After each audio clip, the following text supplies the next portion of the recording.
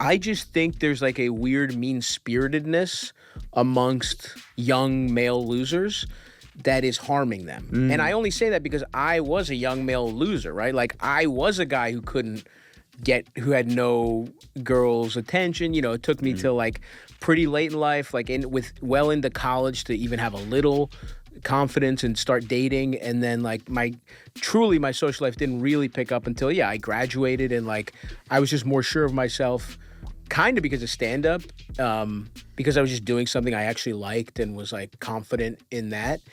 And I think about what would have happened to me at 17 if there was somebody being like, if you're mean to girls and you're racist, they'll have to. I would have been like, nice, all right, I guess I'm racist. Yeah. Like, that seems so much easier. That seems so much easier, like believing in myself, becoming a good person. And like, because that's the thing, it's like, the youth is simple, man. It's not that, everyone's like, there's a young masculinity crisis. It's like, I know what a 15-year-old boy cares about. There is one thing he gives a about. And I just want to say, like, here's the actual path to, like, getting girls to like you. Comedian Stavros Halkias dissected the male loneliness epidemic and incel culture in media these days with Vulture's YouTube channel. I was in my mid-20s, broke as shit, and it was working for me. And I just want to say, like, you know, you don't have to. This is poisonous. This is not good for you. I promise you, long-term, you will just feel better by being a good hang. If you're fun to be around, it's like the bar is actually really low for straight dudes now. And it's like, just don't go down the dark side, brother, and you'll be fine. Literally get a hobby, start working on yourself, you know, dress a little better. There's like these minor things that you can do and you'll feel so much better and you'll get attention from women and you don't have to go down this dark path. He would also touch on leftist politics and the current state of it. What it represents to be the left, which, by the way, when people are saying that, they're talking about corporate centrists, right? They're talking about something which I reject also, but it's like, what that represents culturally, you're kind of a right? That's not true, because I want healthcare.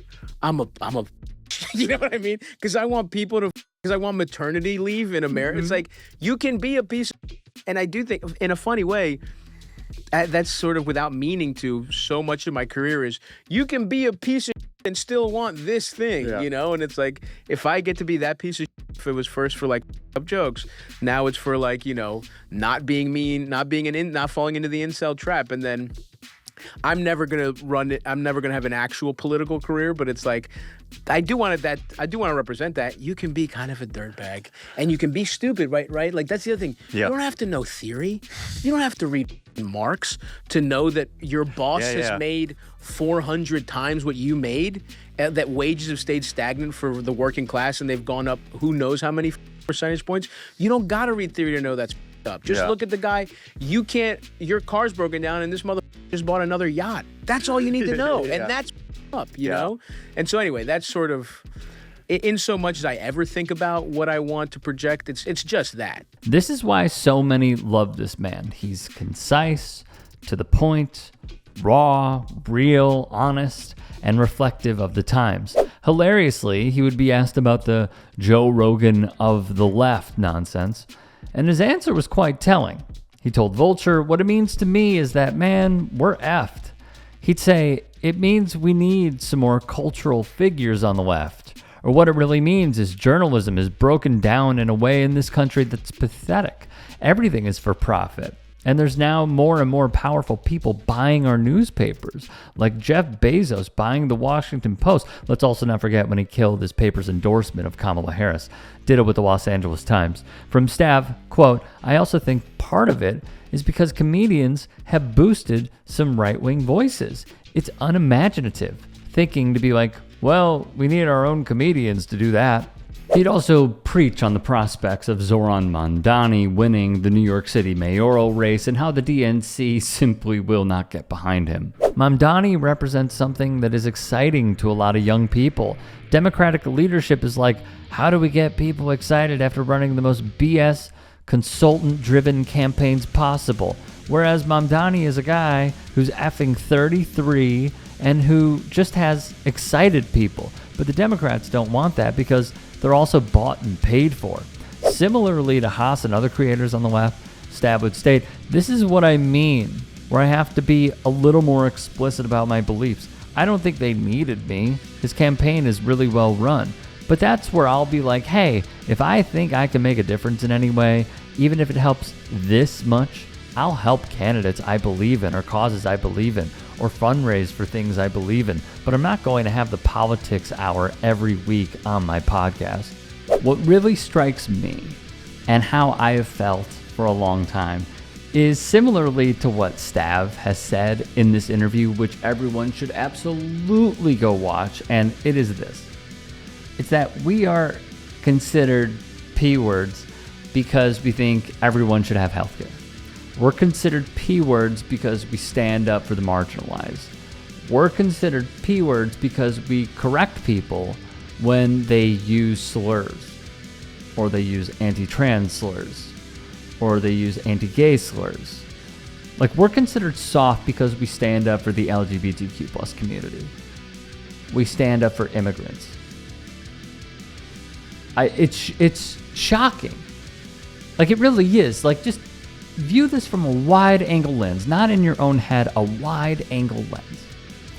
You see the far right want to deport people, and the young Republicans in their group chat saying that they have affinity for Nazism.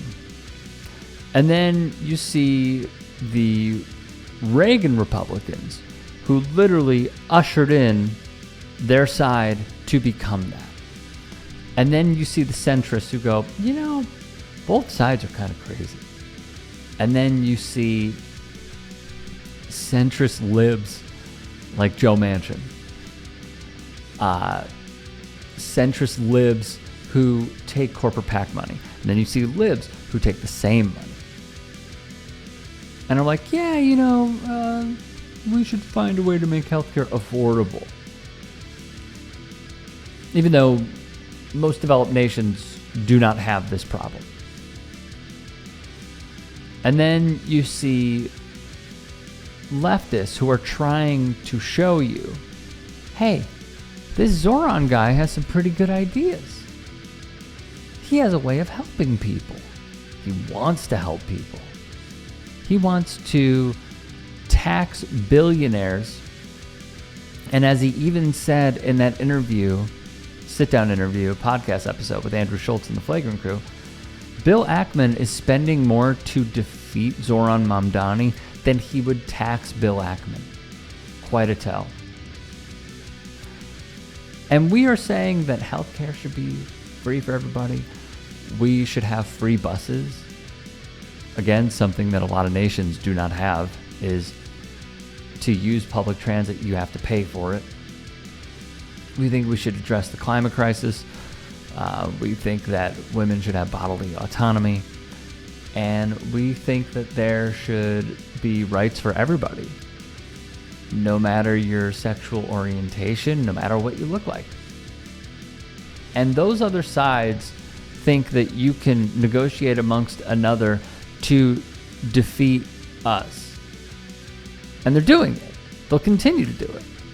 Look at Rahm Emanuel when he went on the I've Had a Podcast, another podcast about dinner table issues. First off, you hid the tape of Laquan McDonald in this city. No one should be listening to you. You're riding the coattails off of Obama. Secondly, much like the Pod Save America bros, but secondly, what really strikes me is he basically made concessions with trans people. We shouldn't, it doesn't matter. They don't matter. No, that is not the way at all. And Stav saying this is so utterly important because not only is he right, but he has a massive audience. He has a massive following. Him saying like, hey man, you should read theory. But he's like, you don't need to read theory to understand that you're making so little, while the person who employs you and keeps you at such a low wage buys another plane or another yacht or another sports car or another house. I mean, this is not hard. to see. It should lead everybody into thinking, oh yeah, those ideas that the DNC does not want to get behind, there's a reason for that. So do leftists give up with trying to leftify the DNC further? No. We just have to take on bad faith actors who are tweeting about how Josh Shapiro is the future when he's not. He's not. But they're literally getting paid to do so. And they're getting paid to destroy the likes of Zoran Mamdani and others. Because it would not be beneficial to them. It would not be beneficial to the DNC. It would not be beneficial to the donors.